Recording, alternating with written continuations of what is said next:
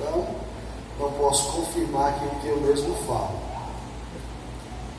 Abra o seu exemplar, se estiver com ele, da Bíblia Sagrada, no Evangelho de Jesus Cristo, conforme escreveu Mateus, capítulo de número 5. Por gentileza, abram as vossas Bíblias. Primeiro livro do Novo Testamento.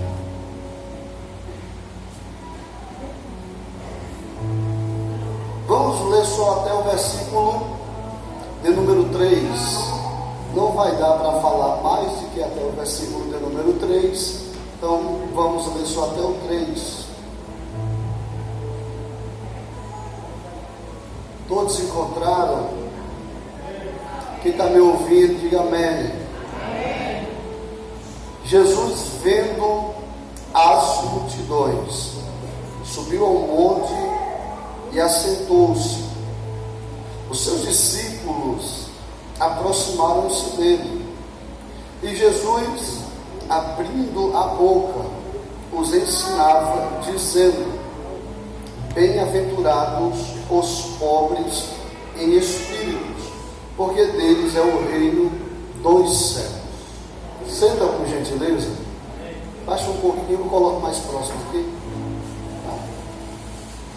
Senta, por gentileza. Eu quero aqui, antes de fazer a exposição, olha, um pouquinho só, olha. Não é tudo não, o retorno aqui acabou. Glória a Deus. Antes de fazer a exposição da palavra do Senhor, quero nessa noite externar minha gratidão a Deus por mais uma oportunidade que Ele nos confere de podermos estar em sua casa adorando. Desde sexta-feira estamos servindo a esta linda igreja, e foram 3 dias de muito aprendizado da palavra do Senhor. Nessa noite nos foi incumbido a responsabilidade de podermos pregar a palavra do Senhor. E nesta feita quero louvar a Deus pelo pastor desta igreja, o pastor Leandro. Que Deus em Cristo continue abençoando a sua vida e toda a sua família. Para mim esses dias foi uma honra e um prazer estar servindo aqui junto com vocês. Que Deus em Cristo continue abençoando o nosso companheiro, amigo de longas datas, pastor Felipe. Está parecendo caneta azul hoje. Aleluia.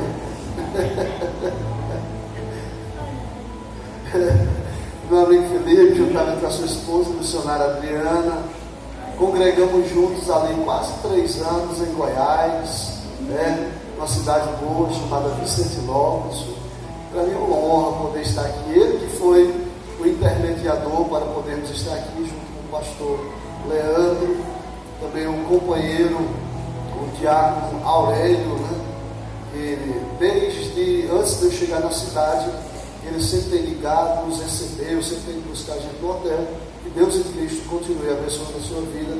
Os obreiros, eu não vou dizer o nome de todos, porque só daqui a 10 anos que eu consigo gravar, Que Deus em Cristo continue abençoando a vida, enfim, de cada um de vocês que estão aqui nessa noite.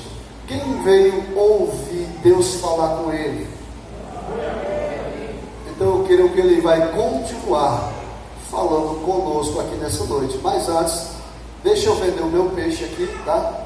Para você que não sabe o que é vender um peixe, lá no Nordeste é vender o que ele tem. Esse aqui foi o meu primeiro livro.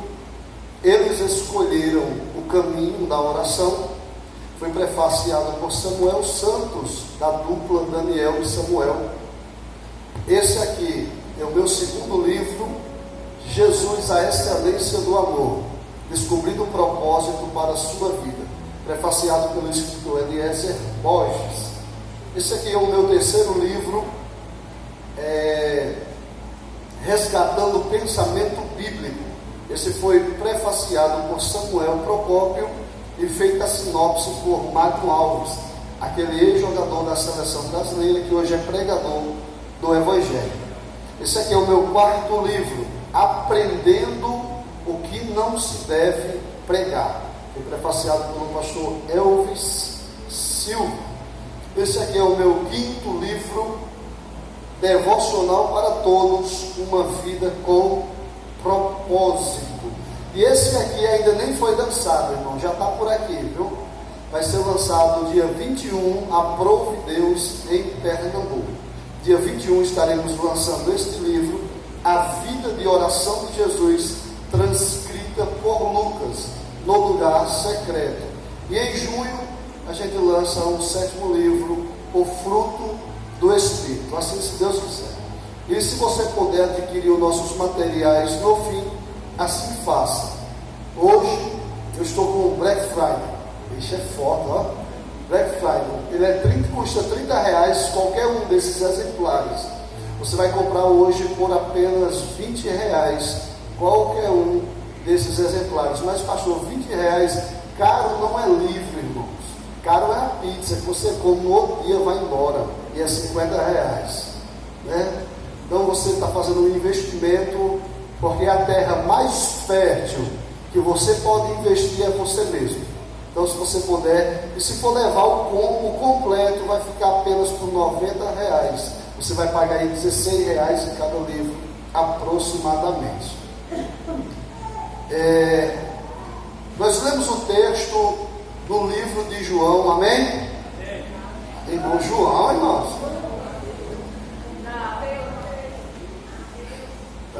Pegadinha, tem que estar atento, para depois eu não falar aqui que Jesus vai te matar e você ter glória. Tem que estar atento na pregação. O capítulo de número 5, conforme escrevera o evangelista Mateus.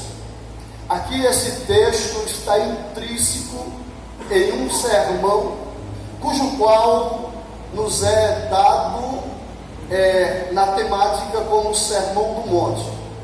O Sermão do Monte ele tem por início no capítulo de número 5 e desemboca no capítulo de número 7. O Sermão do Monte, haja vista, é o primeiro sermão público de Jesus para com os seus discípulos. Porque quando você abre a sua Bíblia, no Evangelho conforme escreveu Mateus, você vai perceber, você vai ver que é nítido o desenrolar, o descortinar do que porque houve a necessidade desse sermão. O capítulo de número 1, você vai ver falando da genealogia.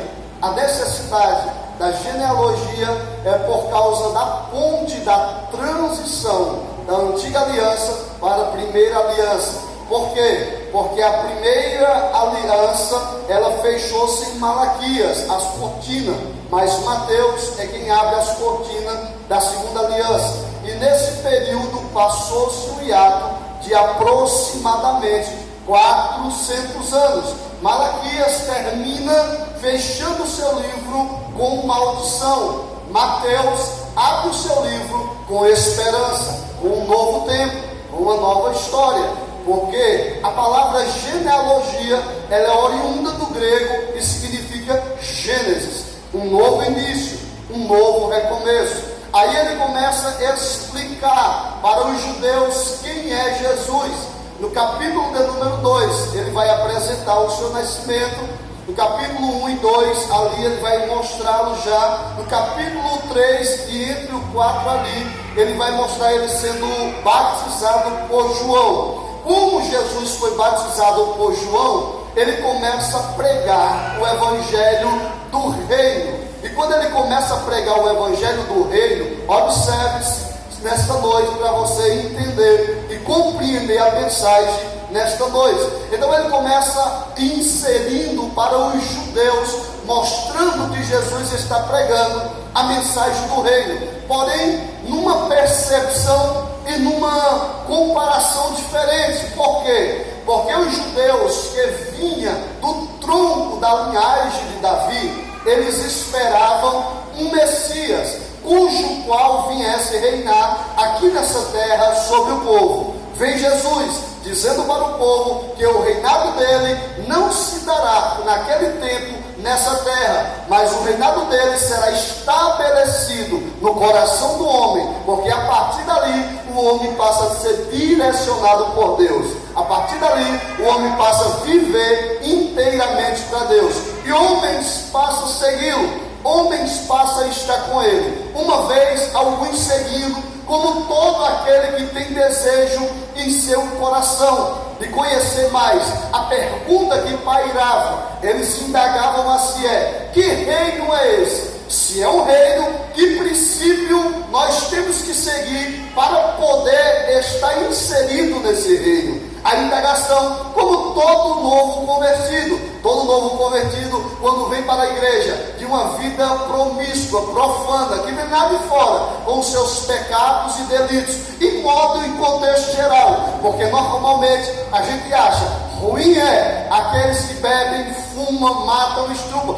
mas todos em Adão caíram, todos em Adão pecaram. Não existe ninguém justo, porque se existisse alguém justo para se justificar, não precisaria de um Salvador. É por isso que Paulo vai enfatizar em Romanos capítulo 11, versículo de número 6, que nossa salvação não é pelas obras, mas pela graça. Eu não sou pecador porque peco, eu sou pecador porque Adão pecou e caímos em Adão. O pecado é consequência. Por isso que tem algumas pessoas que dizem assim: eu sou bom, pago minhas contas, eu sou bom, ajudo o próximo, eu sou bom, faço as coisas certas e não vou ser salvo. Não, porque não é pelas obras. Em Efésios capítulo 2 diz: pela graça sois salvo, isso não vem de vós, é dom de Deus, para que ninguém se glorie. Então não está no homem, está em Cristo Jesus a salvação. Todos em Adão pecaram, então vem o último Adão, que é Jesus, para poder vivificar o homem caído. Uma vez assim sendo, ele vai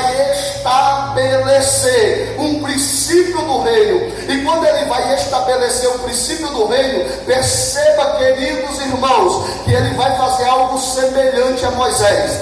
Quando Moisés, ele foi receber o decálogo da lei, que é os 10 mandamentos, ele vai para o monte. Lá no monte, quando ele está recebendo, o povo fica embaixo pela segunda vez. O monte vem relâmpago, vem trovão, vem tantas coisas, e o povo diz: Moisés, tu sobe e fala com Deus. Sabe por quê? Porque nós não vamos subir para esse monte não. Então, o que é que acontece? Moisés pega a lei e entrega ao povo. Só que aqui é diferente, está sendo entregue uma nova lei, um novo princípio. Mas agora Deus não vem em relâmpago, mas ele vem em carne. Moisés subiu sozinho, agora Deus sobe com uma multidão para poder entregar para eles a nova lei do novo tempo que será estabelecido por eles. No entanto, Jesus sobe para o monte. No monte, Moisés entregou a lei ao povo, mas aqui nesse monte está alguém que é maior do que Moisés. Está alguém aqui que não é apenas uma criatura, mas está no monte aqui o próprio Criador, que está levando o povo para estabelecer para eles um novo princípio daquele reino estabelecido por ele. E o texto começa da seguinte maneira: e subindo Jesus, ele começa, Jesus subindo para o monte. Primeiro eles começam dando enfoque em Jesus. Por que, pastor Felipe? Eles começam dizendo Jesus subindo para o monte, porque em outras palavras Mateus está dizendo assim: ele é maior do que o sermão. Ele pode pregar, mas ele ainda é maior do que o que ele vai pregar, porque ele é maior, ele é desde o princípio. Se você estudar o livro de Gênesis e você comparar com João vai dizer: no princípio era o verbo, e o verbo estava com Deus, e o verbo era Deus. Ou seja, na criação ele já estava agindo, mas Adão pecou, mas já vem a esperança, porque quando Adão peca, Deus dá a promessa. O primeiro profeta foi Deus dizendo que da semente da mulher nascerá um,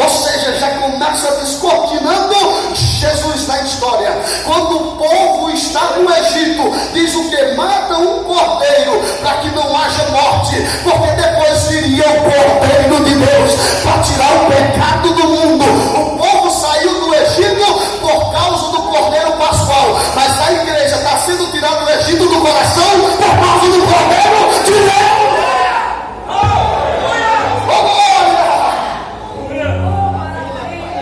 O santuário que é estabelecido, porque a primeira aliança ela aponta para Jesus. O santuário que ele é feito, ele tem uma porta de entrada. Tem quantas portas? Diga comigo, uma. Por que só tem uma porta de entrada e não tem saída? Porque Jesus disse: eu sou a porta.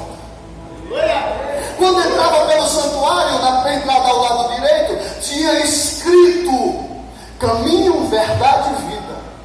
Jesus disse: eu sou o caminho, eu sou a verdade e eu sou a vida. E da primeira aliança aponta para Jesus. Os evangelhos mostram o cumprimento em Jesus.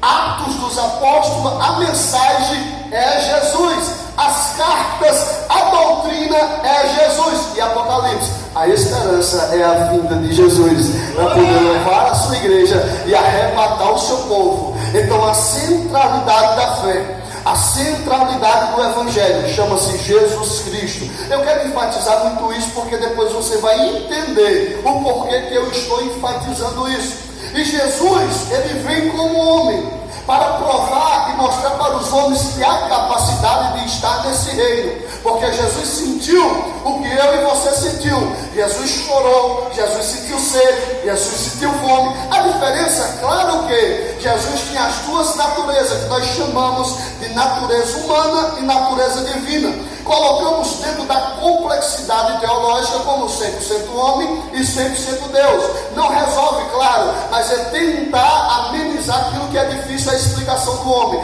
Mas a Bíblia dá umas inferências sobre Jesus. Por exemplo, Jesus como homem ele teve sede, mas como Deus ele era a água da vida. Como homem ele teve fome, mas como Deus ele era o pão da vida. Como homem ele andou em terras comuns, mas como Deus ele passeou por sobre as águas. Como homem ele era o cordeiro mudo, como Deus o leão da tribo de Judá. Como homem ele chorou, mas como Deus ele olhava para a mulher e dizia: não chores. Como homem ele foi julgado, mas como Deus era advogado. Como homem ele morreu, mas como Deus ao terceiro dia ele ressuscitou e está aqui nessa noite.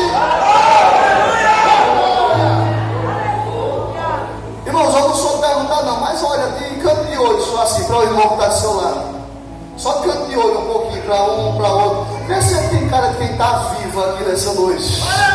Vê se tem cara de cego ao Cristo vivo, ressurreto, que está aqui nessa noite. Eu sei, irmão, tem pessoas que não gostam de barulho. Eu também nem sou muito pregador, eu gosto de ensinar. Mas me deram a oportunidade para pregar, eu vou pregar, né? Mas tem gente que não gosta de barulho. Não gosta de barulho às vezes na igreja, mas lá fora gostava de barulho. Era barulhento, fazia zoada. Mas aqui a gente não faz zoada para o diabo, a gente faz zoada para Jesus. Ele é rei, está no trono.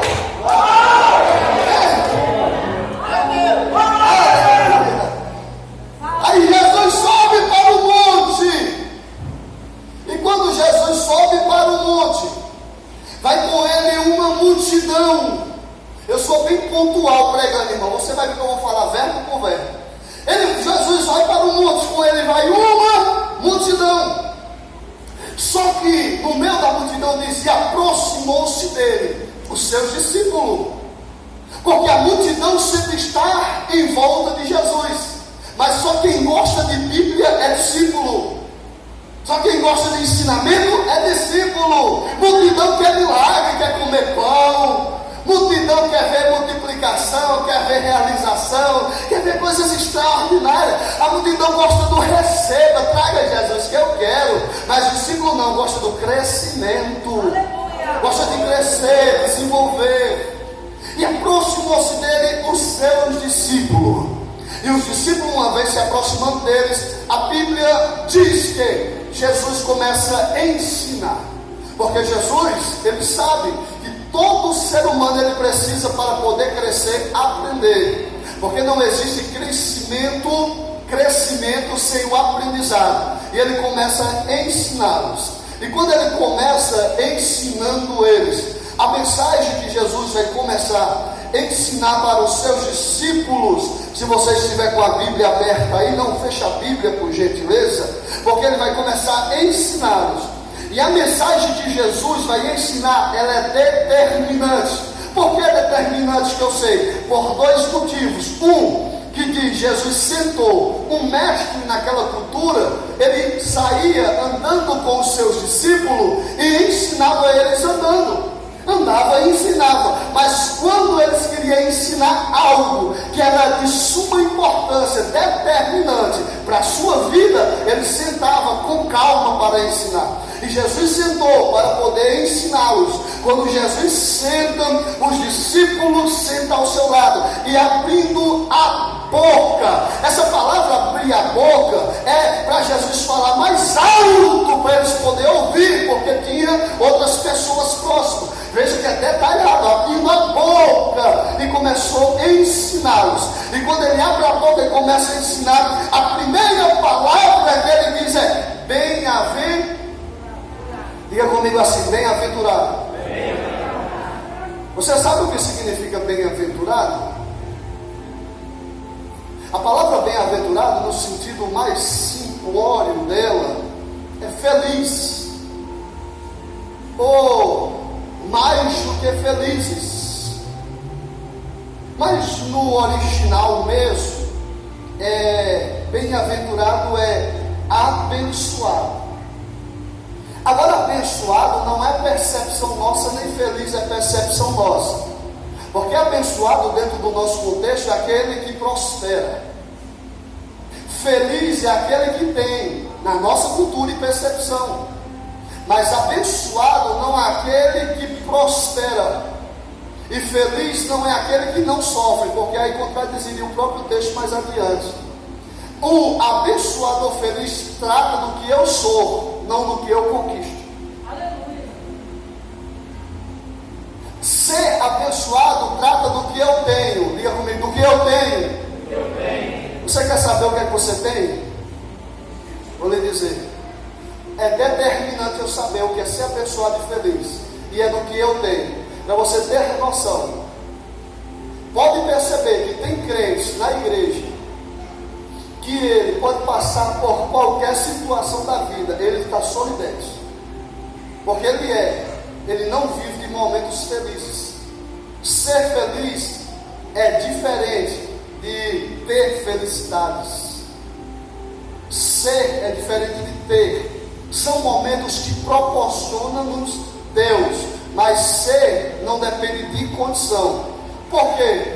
Porque o que determina o que eu sou é a fonte que eu estou ligado nela.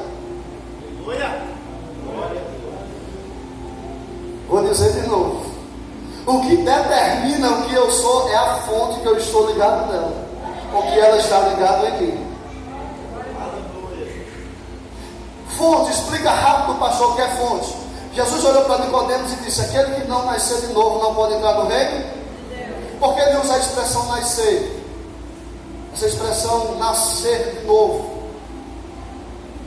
Ele usa essa expressão porque literalmente o texto ali no grego, quando vai traduzir, é nascer do alto, nascer do céu. Quando a criança passa a ter vida e ser gerada, desde a concepção na mãe, tem algo chamado o quê? Cordão? E o cordão umbilical faz o quê? Dá vida. Quando você nasce do alto, o cordão espiritual liga em Deus. Ele é a fonte. Lá no céu da fonte não precisa de Wi-Fi. Só precisa de quem nasce de novo. É por isso que quando nós entendemos que somos ligados em Deus, e quem é que nos liga? Jesus, por meio do Espírito que habita no meu espírito. Você pode ver que quando a pessoa entende quem é Jesus, quem habita nele, porque eu sei que é mistério. irmãos, eu sei que é difícil entender. Quer ver um exemplo que é difícil entender? Você já leu o livro de Ezequiel? Que diz que uma roda grande gira dentro de uma roda pequena e até cantado de maneira errada. A roda grande é Deus, a pequena é a gente. Porque não tem como uma roda grande girar dentro da pequena. É por isso que Deus é grande, nós somos pequenos, mas Ele habita dentro de você. Por quê? Porque você foi feito pela mão do Criador. Paulo disse: Deus não habita em templos feitos por mão humana. Mas eu traduzo dizendo por quê? Porque Ele habita em templos feitos pela própria mão, com a sua digital, do jeito que Ele quis, da maneira que Ele quis. Aí quando eu entendo isso, aí começa a mudar a minha perspectiva. Eu não dependo de circunstância para ser. Eu li uma matéria, não li em 2008, mas ela era de 2008. Se não me engano, chama-se Revista Time, eu acho que é esse nome.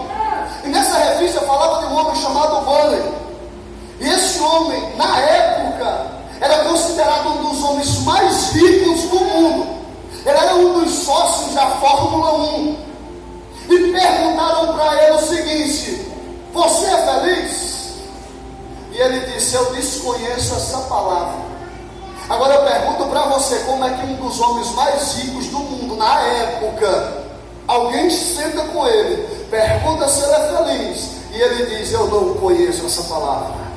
Mas você pergunta para um crente, que às vezes nem tem uma roupa boa para vir para a igreja, nem tem aquele sapato que ele tanto deseja, nem mora naquela casa que ele sonha, nem tem aqueles móveis que ele tanto quis, mas você pergunta para ele: você é feliz? Não precisa ele nem responder, o sorriso dele já está estampado na cara dele. Por quê? Porque a felicidade dele não está condicionada no que ele tem. Você pode pegar alguns irmãos que estão aqui nessa noite, sem medo de errar, coloque ele de cabeça para baixo, não cai uma moeda de 10 centavos, mas rasga a alma dele, para você ver a felicidade que está dentro do coração dele.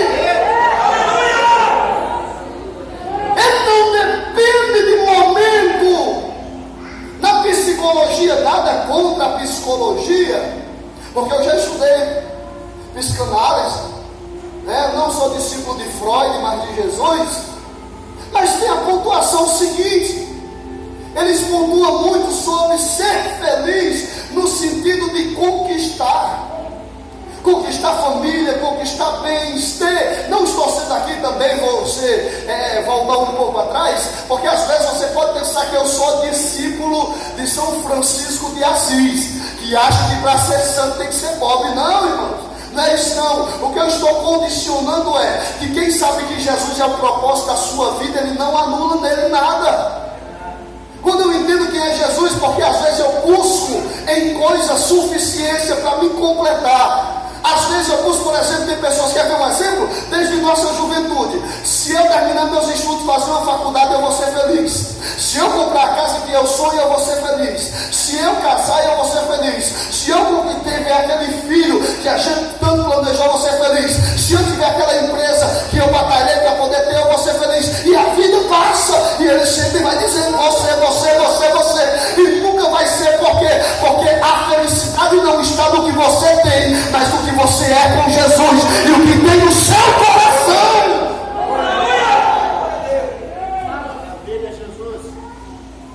Porque às vezes eu tenho minha casa boa, mas não sou templo e morada do Espírito Santo. Às vezes eu recebo as bênçãos de Deus, mas eu não estou sendo bênção na obra de Deus. Então ser é diferente. Nós temos que entender essa questão nossa, porque nós não dependemos de condição humana. O Evangelho já é muito claro. Lá em João capítulo de número 16, versículo de número 33, vai dizer: no mundo tereis aflições. Mas Jesus começa assim, deixa eu voltar um pouco. Jesus diz assim: eu tenho-vos dito isso, para que em mim tenhais paz. Diga assim: tenhais paz. Ele está dizendo o seguinte: vocês vão ter aflição, mas eu estou dizendo isso a vocês para em mim vocês ter paz. Porque o mundo causa aflição. mas eu sou a paz de vocês, eu sou a alegria de vocês, eu sou a fonte de vocês.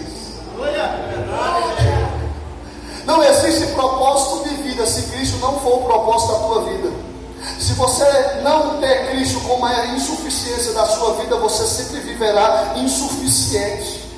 Você sempre vai buscar algo para te completar. Você vai sempre buscar algo para estar trazendo para você. Pode perceber, eu quando vivia lá no mundo, a gente às vezes passava a noite em farra. Às vezes passava a noite bebendo, gastava muito dinheiro, festa, carro e tudo. No outro dia era uma tristeza absurda. No outro dia era um vazio absurdo. Isso acontece, não tem pessoas que trabalham até a sexta, muito no sábado. Quando é no domingo, eu vinha com um rapaz ao meu lado, que ele foi representar uma empresa lá pro lado de Itumbiara, já divisa por Minas Gerais.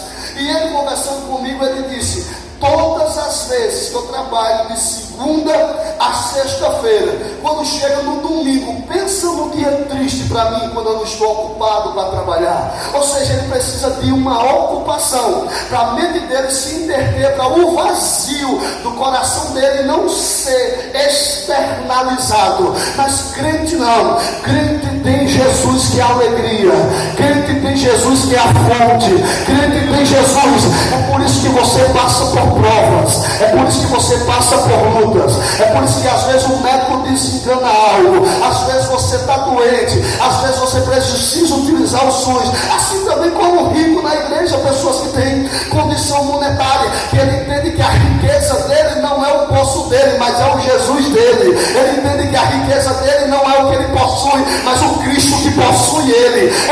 Quando ele entende isso, nada vai tirar a alegria do sorriso dele, nada vai arrancar a alegria do coração dele, porque ele não depende de condição, mas ele depende da fonte que jorra para a vida eterna.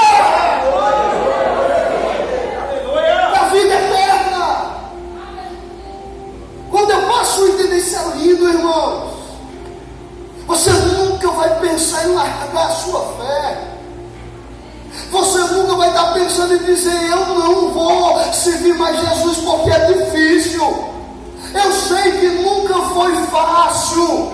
Eu sei que é difícil. Mas deixa eu te dizer, eu sei que você é humano. Entenda isso. Você é humano. Vou provar pelo menos uns 3 ou 4, 5 homens da Bíblia. Você já ouviu falar no profeta Jeremias? Jeremias é linda a história dele. Começa no capítulo 1, aquela coisa linda: antes que eu te formasse no ventre da tua mãe, eu te conhecia, e as nações eu te dei por profeta. E o profeta responde: ai de mim. Não, o profeta responde: Senhor, eu não sou uma criança, eu não passo de uma criança. Aí Deus responde: não, eu te constituirei como profeta diante dos reis. Isso é bonito, sim ou não? Deus dizer que antes que fosse gerado, ele está dizendo o seguinte: tu, Jeremias, você não é obra do acaso, não é vontade da tua mãe e do teu pai, porque a gente diz às vezes: porque eu estou nesse mundo, porque eu estou aqui. Antes de você ser gerado, o Criador já estava traçando todos os planos da sua vida. Só que Jeremias, quando chega no capítulo 20, o negócio aperta, porque tem tempo que o negócio vai apertar mesmo. E Jeremias, dentro de um calabouço onde as pessoas jogavam excremento, Jeremias começa a gritar de lá, ele começa a gritar lá de dentro, dizendo: Senhor, eu não prego mais a tua palavra, eu não falo mais do teu nome, porque todas as vezes que eu falo a tua palavra, eles dizem: mata Jeremias. E depois ele solta uma pior, ele diz: maldito o dia que eu nasci, maldito o ventre que me gerou, maldito o homem que trouxe a notícia e disse: é menino. Pelo menos se eu morresse no ventre da minha mãe, lá seria a minha sepultura, e eu não sofreria tanto assim. Olha as palavras do profeta Jó, que você canta coisas bonitas sobre Jó, porque não saí do ventre da minha mãe, não voltarei para lá. Deus me deu, Deus tomou, bendito seja o nome do Senhor. No outro capítulo, Jó diz: maldito o dia dia que eu nasci de pé essa terra. Eita glória! Elias era o profeta do fogo, desafiava o profeta de Baal e Acera. Mas um dia ele chegou na caverna e disse: Senhor, eu quero a morte, não quero mais viver. Essa vida de solidão não é para mim, essa vida de luta e dificuldade não é para mim. Olha o profeta Elias aí também. Davi, que matava gigante, arrancava a cabeça de gigante, um dia ele foi lutar com Isbi-Benob. E quando ele foi lutar com Isbi-Benob, a Bíblia diz que Davi cansou na batalha. E Davi cansou quando Davi caiu. O gigante foi matar Davi. Quando o gigante estava matando Davi, Abissai pegou a lança e matou o gigante. Ou seja, nós nem sempre venceremos a batalha. Tem batalha que nós não venceremos, mas nós permaneceremos na guerra, porque tem até o fim para a gente chegar. Oh glória, tem fases difíceis, tem, mas na fase difícil o amigo chamado Jesus não nos abandona. Quando Elias disse: eu quero a morte, sabe o que aconteceu? A Bíblia diz que Deus disse: Elias, o que fazes aqui nessa caverna? Não é aí, é aqui. Ele está dizendo: Elias, eu estou dentro da caverna contigo. Tu está desanimado, mas eu estou contigo. Tu quer parar, mas eu estou contigo. Tu quer desistir, mas eu estou contigo. A vontade de parar vem, mas digo, a Bíblia é maior do que a vontade de parar. Quer ver exemplo? Vou ler errado, mas deixa até aqui, viu? Muito obrigado, foi bom ter me lembrado. Quando Jeremias diz: tudo que eu falei, eu não prego mais a tua palavra, porque tu me iludiu, porque tu és mais forte do que eu, porque todos querem me matar. Aí ele, quando vai dizendo mais ou menos assim: eu não quero mais nada, eu vou entregar tudo, eu vou chegar para o pastor e vou dizer: pastor, eu não vou fazer mais. Aí ele diz assim: mas há uma chama que arde dentro de mim, que eu não posso parar. Porque quando a gente diz: vou parar, porque estou fraco. Paulo também gritou, disse: eu estou fraco, mas ele diz: o poder de Cristo me fortalece. Porque o céu gritou dizendo: a minha graça te basta. Deus não quer que você seja forte, Ele quer ser a tua força nessa noite.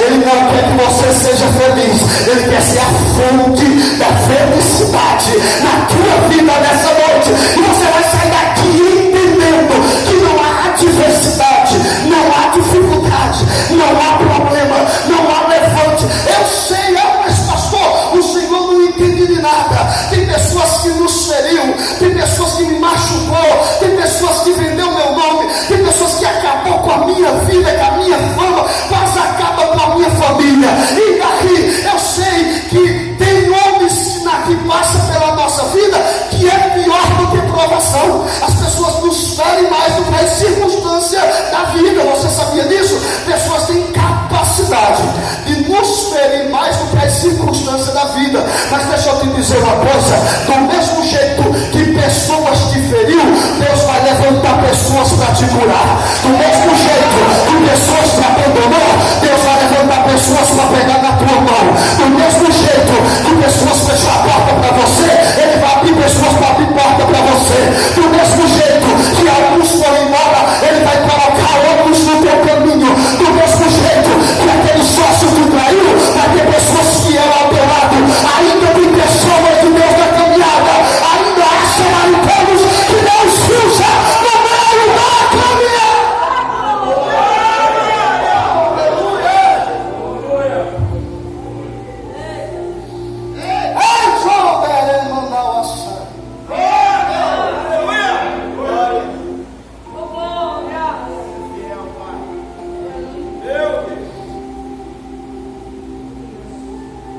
Deixa eu ir para outro verbo, né? Senão a gente não vai terminar. Está com a Bíblia aberta aí?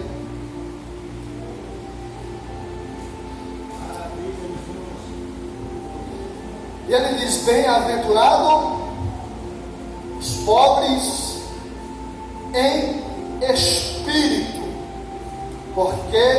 pois deles é o reino dos céus. A palavra pobre, aqui nesse texto, existem duas palavras pobre no grego.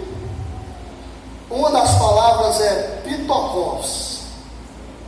Essa palavra pitokos no grego, ela significa aquele pobre que tem alguma condição. Por quê? Porque ele tem uma casa para morar, ele tem o que comer, ele tem como passear com a família, ele tem o que vestir, né? Ele tem condições de sobreviver. Definindo tudo, ele tem condições de sobreviver. Só que esse texto aqui, a palavra não é pitokos. A palavra grega aqui, que é escrito no Novo Testamento, grego koine, a palavra aqui grega é penes. Essa palavra penes é aquele pobre que não tem nada, aquele pobre que necessita de tudo, aquele pobre que não tem nem onde cair vivo, porque morto cai em qualquer lugar. Aquele pobre mendigo é a mesma palavra que é usada em Lucas capítulo 16 para o pobre e o rico. Beleza? Mas o que diferencia? Ele está falando de pobreza monetária? Não. Porque deixa eu só tecer em um minuto aqui um pensamento rápido. Porque a gente, quando cristão, tem um pensamento meio contrário à realidade. Jesus nunca enalteceu a riqueza, mas também nunca enalteceu a pobreza.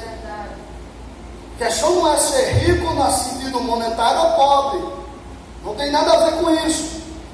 Outra coisa que intrinsecamente está correlacionado é a questão da humildade. Porque se o cara tiver um carro bom, uma casa boa, nós subjugamos que a pessoa é arrogante.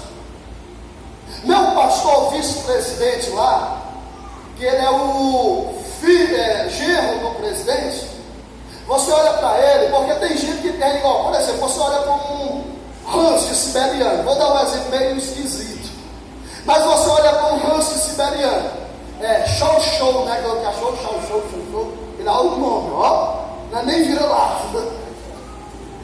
Aí você já pensa logo, isso é cachorro de quê? Mas quando fala vira-lata, é de quê? Então tem gente que já tem cara de quem é pobre mesmo. Agora tem pouquinho que você olha para ele e diz, meu Deus, aí já tem cara de rico. Às vezes nem tem, né? Dinheiro no bolso, só tem a cara. Para você ver, eu não conheci ainda alguém tão simples e humilde como o meu vice-pastor presidente. A congregação nossa lá tem aproximadamente 500 membros. Tem aproximadamente 100 congregações, no caso a nossa sede. E ele é humilde. E o povo julga ele só porque ele tem cara de rico. E o cara tem culpa de nascer bonito com cara de rico? Vai fazer o que se o cara nasceu gordo, baixinho, careca, igual eu? Cara de pobre. Aí se contenta, né? Então as pessoas subjugam, acham que humildade está na cara, no vestir e não tem nada. Humildade está no coração da atitude do homem. Como ele trata as pessoas revela quem ele é. Ele pode não ter nada. Pode ver, quer ver exemplo? Tem pessoas que têm uma bicicleta velha, que ele tenta de passar por cima de você. Tem pessoas que têm uma Hilux nova, que ele cumprimenta você e trata você super bem. E sabe quem implantou essa cultura errada na igreja? O mundo lá fora. Pode perceber que o povo sempre diz assim: patrão nenhum presta. Já ouviu isso? E por que você trabalha então? Não fica sem trabalhar a vida toda. Eles implantam uma cultura que é irreal. Quer ver outro exemplo? Cultura lá do mundo que vem para cá? Nenhum homem presta. E por que você não vive a vida toda solteiro? Nenhuma mulher presta. Por que você nunca casa? Porque é irreal, a atitude é diferente da concepção implantada na nossa mente. Eles tentam implantar no nosso subconsciente, mas a realidade é outra, porque ninguém quer viver só. Por que ninguém quer viver só? Porque Deus já tinha dito que não é bom que o homem esteja. Então eu falo mais o que Deus disse, não é a mentalidade lá fora. Porque a mentalidade de Deus já está intrínseca dentro do homem, ninguém quer viver. A não ser aquelas que sovaco cabeludo lá das feministas. Então nós temos que entender que não tem nada a ver. Então quando ele fala pobre, o que diferencia é a palavra espírito. Um pobre, totalmente falando, um pobre, ele depende de pessoas para comer, sim ou não? Ele depende de pessoas para vestir, sim ou não? Ele depende de pessoas para sobreviver, sim ou não? Quando Jesus usa a expressão pobre em espírito, ele está dizendo que nós somos alguém autodependente dele.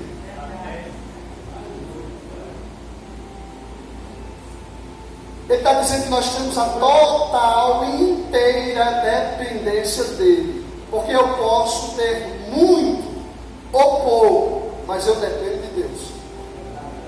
Imagina você ter muito, mas não ter saúde. Eu não gosto muito desse não, mas eu vou usar só a parte dele. Se Deus puxar a tomada, né? Como é puxar a tomada? Paulo vai dizer que por ele nós vivemos, nos movemos e existimos. Se você caminha, é porque ele te deu. Se você fala, é porque ele te deu. Se você respira, é porque ele te deu. Se você está aqui nessa noite, é porque ele te deu. Não tem questão de eu dizer é eu, não é eu. Paulo vai dizer que por ele nós nos movemos, vivemos e existimos. Por quê? Porque segundo a biologia, que a ciência questiona de onde vem a vida, a ciência diz que veio de uma evolução, mas a biologia, quem estudou sabe que diz que vida procede de vida. Se vida procede da vida, então não tem como a vida passar a existir do nada. Se a vida não passou a existir do nada, tem que existir vida, e Deus é vida. E se você está vivo hoje, é porque você está em Deus. Aleluia.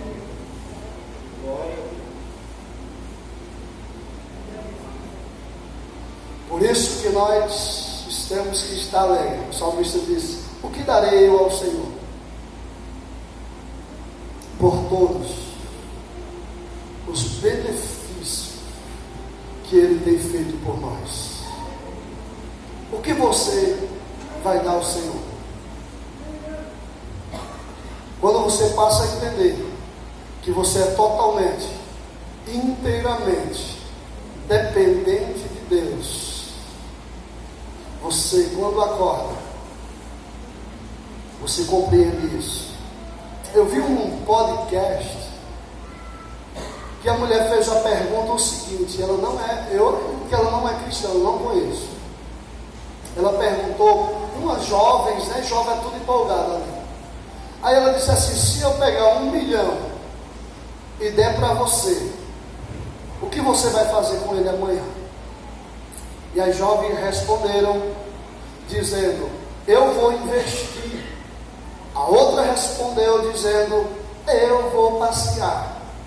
E ela perguntou novamente, indagou: e se eu lhe der 10 milhões, o que você vai fazer com ele amanhã? A outra replicou a mesma coisa: eu vou investi-lo. E a outra, ela disse: eu ia viajar e passar um bom tempo viajando. E ela tornou a perguntar, e perguntou para eles, e disse: e se eu der para vocês 100 milhões, o que você faria amanhã? Só que elas responderam. Aí ela disse: se eu der 100 milhões hoje a vocês, e vocês não acordar amanhã, vocês querem? Aí elas disseram: eu não quero. Aí ela perguntou: quer dizer que acordar é mais valioso do que 100 milhões? E por que você já acorda com cara feia? E por que você não sabe acordar direito? Porque você não sabe valorizar a vida. Isso serve de exemplo para a gente. Porque se você está aqui é porque Deus é vida e concedeu vida para você. Se você tem que passar a valorizar. E eu vou falar valorização para você entender. Eu fui no dentista, eu tenho um dente que vai precisar fazer canal. E o tratamento deu 17 mil. Então observe, Deus encheu a boca do homem de dente e não cobrou nada. Para você ver. Enquanto você está aqui nessa noite, tem pessoas que estão no balão de oxigênio no hospital. Enquanto você está aqui, pode levantar a sua mão, tem pessoas que não podem. Enquanto você está aqui, pode respirar, tem pessoas que não podem. Então você precisa mais de quê? Para entender a dependência que você tem de Deus. Você precisa mais de quê? Sabe quando é que a gente aprende a valorizar quem é Deus e o que Ele fez por nós? Sabe quando é que valorizamos?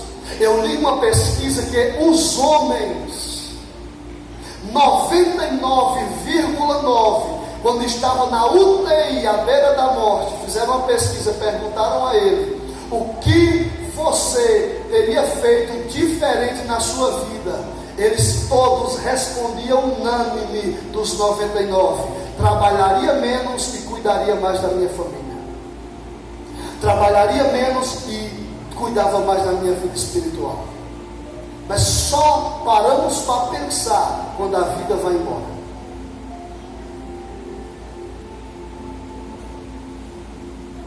E você precisa de quê? Qual é o seu maior bem? Jesus. E a sua família? E o que Deus te deu? Basta valorizar mais os momentos. Quantos anos, eu vi um áudio que diz, quantos anos você tem? E o cara respondeu, eu tenho 36. Ele disse, eu não perguntei quantos você viveu, mas quantos você tem para viver aí. Você sabe quantos tem para viver? O que viveu passou, acabou, não volta mais.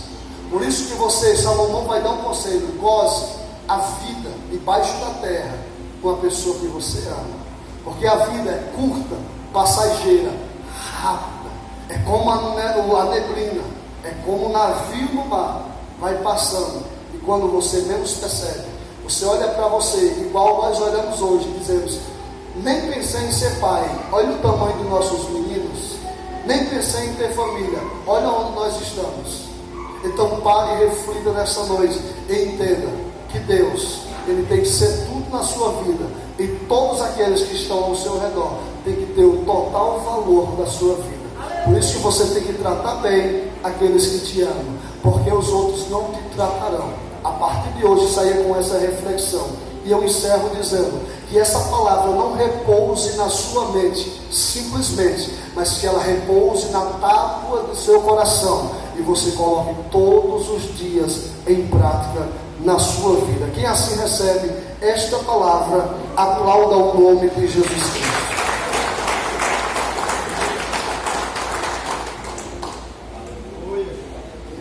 Glória a Deus. Aleluia. Você pode glorificar a Deus? A palavra de Deus, ela é um alimento para a nossa vida. Eu queria que você colocasse sobre os seus pés, por favor.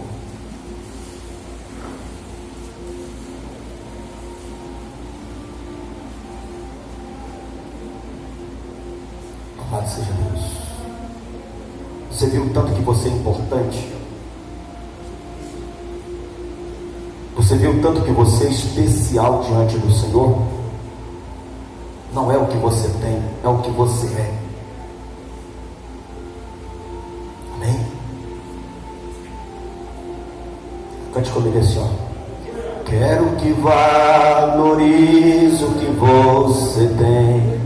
Você é um ser, você é alguém tão importante para Deus. Nada de ficar sofrendo angústia e dor. nesse seu complexo inferior, dizendo às vezes que não é ninguém. Eu venho falar do valor que você tem. Eu venho falar do valor que você tem. Quem está em você? Ele está em você. O Espírito Santo se move em você, até você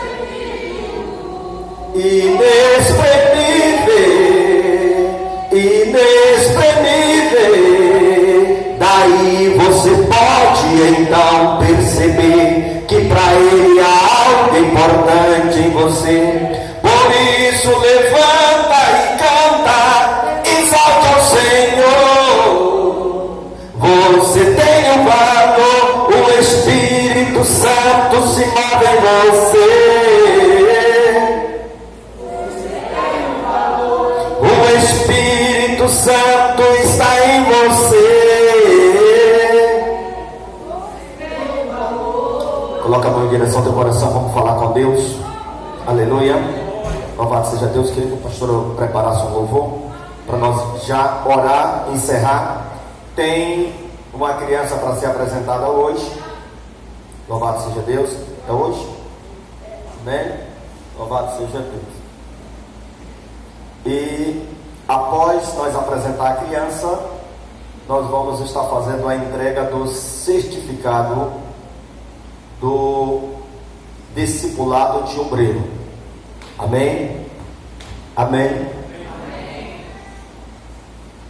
Então, vamos falar com Deus em oração. Abre teu coração para Deus. Irmão, se você nesta noite é grato pelo que Deus fez hoje na tua vida, louve a Ele de toda a tua alma, de todo o teu coração. Expresse, esboça reação diante do Senhor. Fala com o Senhor quanto Ele é importante hoje na tua vida. Fala para o Senhor: Senhor, hoje eu sei que eu estou saindo daqui com alegria no meu coração, porque eu sei que o Senhor está comigo. Eu sei que o Senhor está na minha vida. Louvado seja o nome do Senhor. Nós sabemos, se Deus for conosco, nós não podemos temer o que pode nos fazer o homem. Mas se Deus está no controle de tudo, Deus Ele vai te direcionar. Deus Ele vai colocar você na direção certa. Louvado seja Deus. O apóstolo Paulo, ele vai dizer que ele não temerá. Louvado seja Deus. Nem a peste, nem a perseguição, nem a espada, nem a altura, nem o presente, nem o porvir. Ele não está temendo, porque ele sabe que Deus, ele é a essência da sua vida. Louvado seja Deus. Se liga no céu. Se liga na presença do Senhor. Se você é adorador, adora a Ele. Glória, eu não preciso transformar pedras em pães para provar que no deserto tu estás cuidando de mim. De um lugar alto não vou me lançar, só para demonstrar o teu poder. Eu não preciso ver cenário pra fé em ti.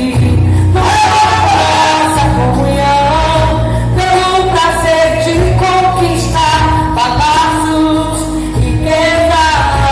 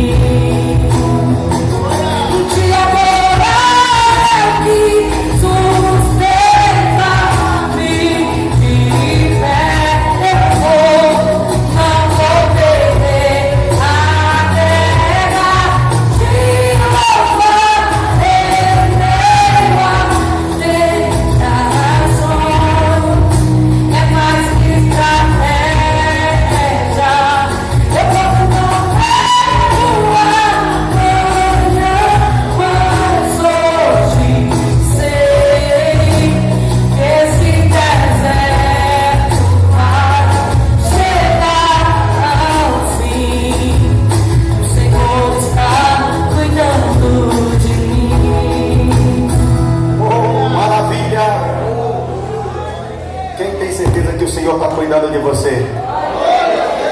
Prova que você está aqui nesta noite. Você está aqui, não foi o acaso que te trouxe, mas foi a presença do Senhor que te trouxe aqui nessa noite. E nós devemos render graça ao nome dele, porque ele vive, ele reina para todo sempre.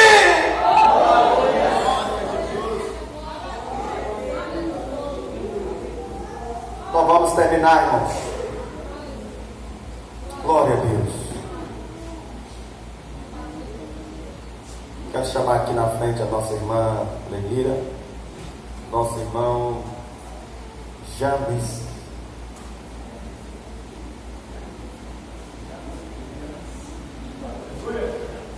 James, você fala o nome dela,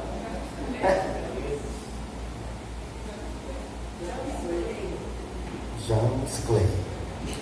Pode subir aqui, por favor. Pastor Daniel, agora vai ser com o senhor. Amém? Louvado seja Deus. A cerimônia não é muito extensa, porque o casal serve a Deus, né? Conhece todos os princípios da palavra. Sabemos que não precisa que ela, né? Amém? Vamos receber o pastor Daniel. Eu entendi, pastor.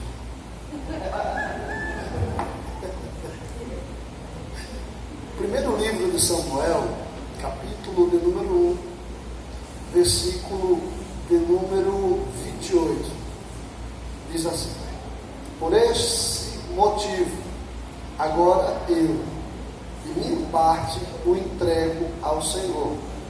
Por toda a sua vida será dedicado ao Senhor, e ali adoraram ao Senhor. Isso aqui fala de Ana, quando foi apresentar Samuel no templo. Estenda as suas mãos para cá, por gentileza. Pai, graças te damos por esta família que trouxe esta criança neste momento que está sendo apresentada diante de ti. Peço-te, Senhor, que o Senhor direcione todos os passos da vida dessa criança, toda a trajetória dela, Senhor. Peço-te também pelos pais, que o Senhor oriente eles, para que eles venham inserir nela sempre os teus preceitos, ensinando essa criança no caminho que deve andar. Quero crer que, primeiramente, ela te servirá com alegria, com amor e com excelência.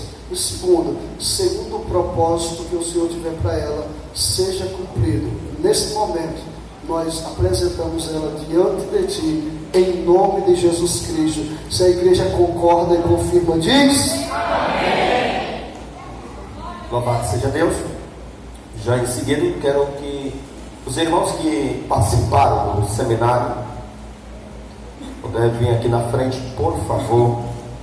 Louvado seja Deus. Nós vamos estar fazendo a entrega do certificado. E eu quero que alguém se torne aí o paparazzo dessa noite, né? Tirar as fotos. Entregou o celular ali? Amém? Louvado seja Deus. Alguns que fizeram o seminário não puderam vir hoje, tiveram alguns compromissos, mas é de grande importância. Se você queira colocar numa moldura de um quadro, isso é bom. Comprova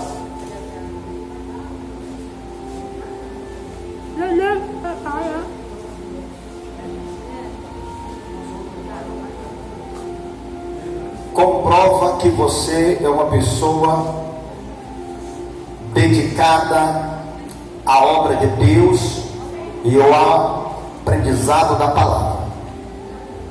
Amém?